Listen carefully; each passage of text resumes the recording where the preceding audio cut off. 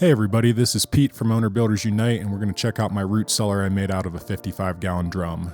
Made a little lid with some 2x8s and scrap piece of metal, and then I went ahead and made a 5-gallon bucket lid top that's accessible when it screws off, you see right there. And then I siliconed and caulked around the 5-gallon to the 55-gallon top so I can access it, and it's an airtight seal. So yeah, you see a whole bunch of dry food stuff that I am using and storing in the dry storage / root cellar, the drum. Everything from pretzels to trail mix to toilet paper, you name it. So, and I did put that piece of blue foam board a little bit on top so it acts as insulation. That foam board's 1-inch foam board, so it's about R6.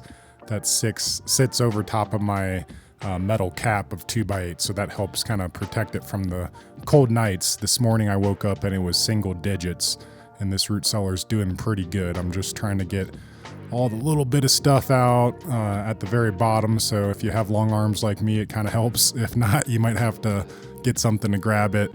Those 55-gallon drums are about 3 foot, maybe even 4 foot tall. I think they're like 7 cubic feet of space. You kind of see at the bottom of it, I had some Twinkies in there that I couldn't reach. I just left it in there for the purpose of the video. So, and again, just showing you how it screws on, screws off.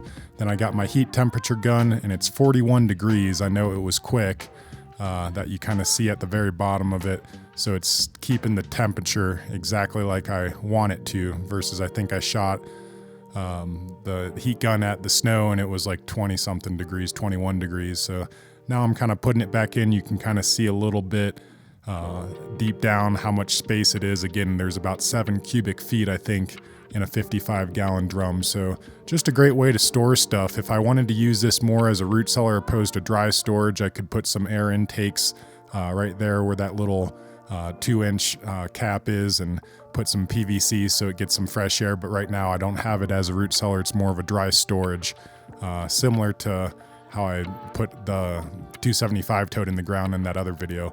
And then on top here, I put cardboard, recycled and repurposed cardboard at the top of it to help temper it even a little bit more. You almost pack it out like how you're putting cardboard in a tire to pound. So you just kind of put it around the top and it helps up, and then I seal it on, and that's about it. I hope you guys like the video. Like and subscribe for more how-to videos from Owner Builders Unite and off-grid building stuff.